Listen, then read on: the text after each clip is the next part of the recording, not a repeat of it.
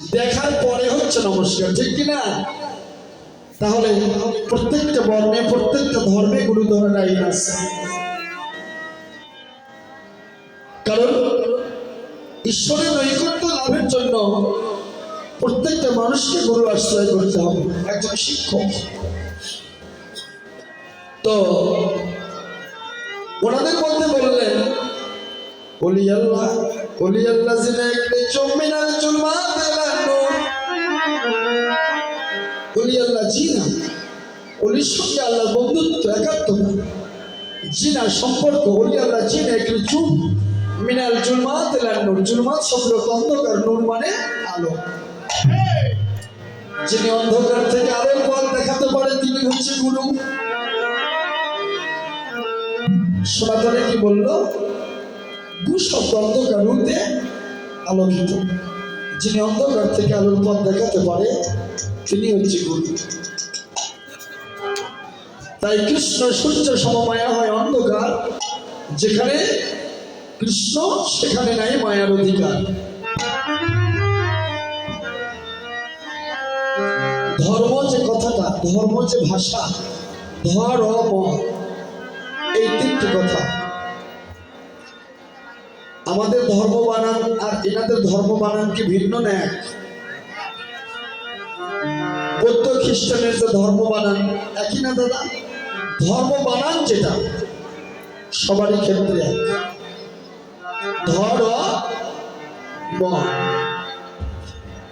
ধতে ধৈর্য,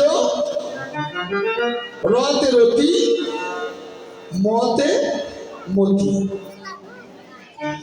ধৈর্যের সহিত তুমি ধীর হয়ে, ধীরস্থির হয়ে গুরুর চরণে মনোনিবেশ করে তুমি রতিকে ঊর্ধ্বগামী করো।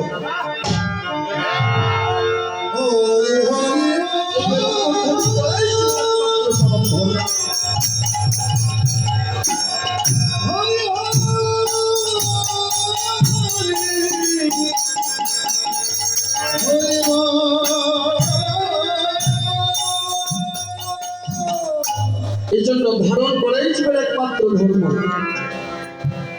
তাহলে চ্যাপ্টার দুটো, একটা ব্রহ্মত্ব আর একটা বৈষ্ণবত্ব। দীক্ষাগুরুর কাছে আছে ব্রহ্মত্ব আর শিক্ষাগুরুর কাছে আছে বৈষ্ণবত্ব। তাহলে দীক্ষাগুরুর কাছে ব্রহ্মত্ব জানতে হবে আর শিক্ষাগুরুর কাছে বৈষ্ণবত্ব জানতে হবে।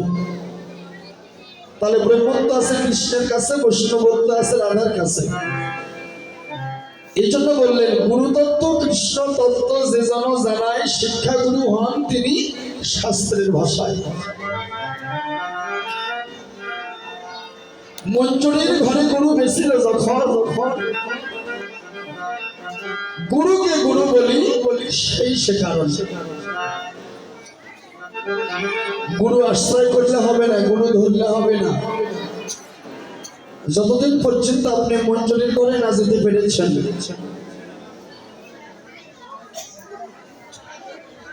আপনার বাবা আছে না, বাবার যদি 10 বিঘা জমি থাকে, আপনারা যদি 2 ভাই হন তাহলে আপনার 5 বিঘা আর এক ভাইয়ের 5 বিঘা। তাহলে আপনার গুরু তো পিতৃস্বরূপ। তাহলে আপনার গুরুর কোন অংশ আপনাকে আপনি নিলে পরে আপনি তার সন্তান হলেন। এই জগতের পিতা তো আপনাকে জমি দিল, তাহলে গুরু যে পিতা স্বরূপ বা পিতৃস্বরূপ তিনি আপনাকে কি ধন দিল?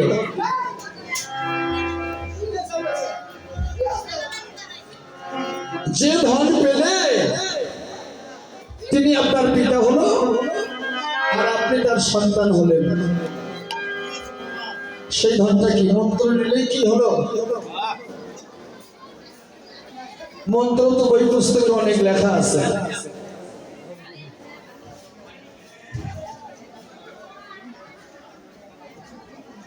বাবা, ধর্ম প্রত্যেকটা মানুষের কাছে সত্য। যে ব্যক্তির যে ধর্মে জন্ম হয়েছে তার কাছে সেটাই সত্য, সেটাই সঠিক। ধর্ম একটা অসত্য নাই, যে ধর্মে মহাপুরুষ অবতরণ করেছে সে ধর্ম সত্য।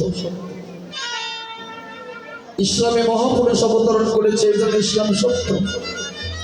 সনাতনে মহাপুরুষ অবতরণ করেছে এই জন্য সনাতন সত্য। যে ধর্মে কোনো মহাপুরুষ নাই, অবতার নাই, অবতরণ নাই, অবতীর্ণ হয়নি, এই ধর্মের তো কোনো গোড়া নাই, তাহলে মানবেন কোনটা?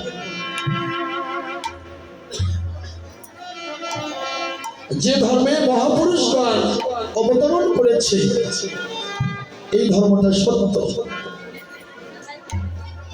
ইসলাম মানে সত্য, শান্তি, আর সনাতন মানে সত্য। তাহলে যেখানে সত্য ওখানেই তো শান্তি, যেখানে অসত্য সেখানে কি শান্তি থাকতে পারে?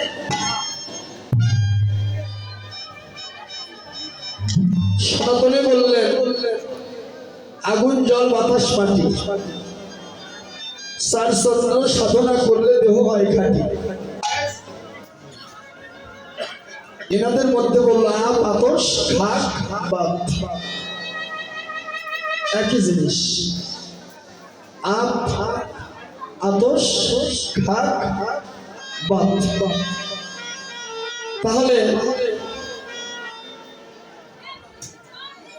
আগুন জল বাতাস মাটি নাম ভিন্ন, বুঝতে একটাই। আগুন জল বাতাস মাটি চার চন্দ্র সাধনা করলে দেহ হয় খাঁটি। ওনাদের মধ্যে যেটা বললেন আবে জমজম, যেটা জমজম কুয়ার পানি, সনাতনে এর নামটা দিলেন আর একটা, ইসলামে দিলেন সনাবাদ বহুরা। এটা হচ্ছে একটা শরবত। যারা যারা ইসলাম ধর্ম জানে এবং মানে, সত্য সঠিক পথ জানে যারা, তারা সরবত বহুরাকে চেনে। তাহলে সনাতনে বললেন শরবত, এই শরবতটা আছে কোথায়? শরবত মানুষ কখন আহার করে? যখন শরীর ঘেমে যায়, ক্লান্ত হয়ে যায়, তখন শরবতের প্রয়োজন। তাহলে এই শরবতটা আছে কোথায়?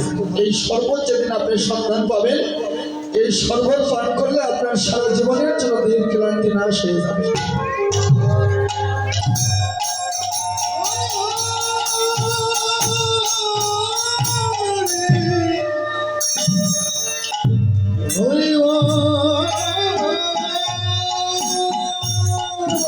তাহলে আবে হায়াত, আবে জমজম, আবে কাউসার, ইন্না আতাইনাকাল কাউসার ফাসাল্লি লিরাব্বিকা ওয়ানহার। তাহলে প্রত্যেকটা ধর্মে বস্তু একটাই বাবা, কিন্তু নাম ভিন্ন ভিন্ন।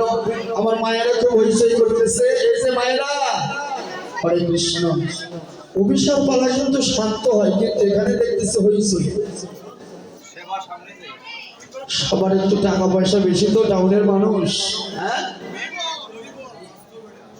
তাই না? তাহলে সনাতনে বললেন ত্রিসন্ধ্যা, ইসলামে বললেন ৫ ওয়াক্ত নামাজ।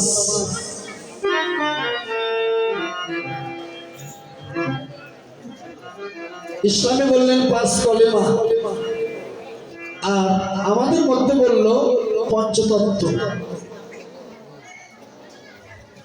বা পঞ্চদর্শন।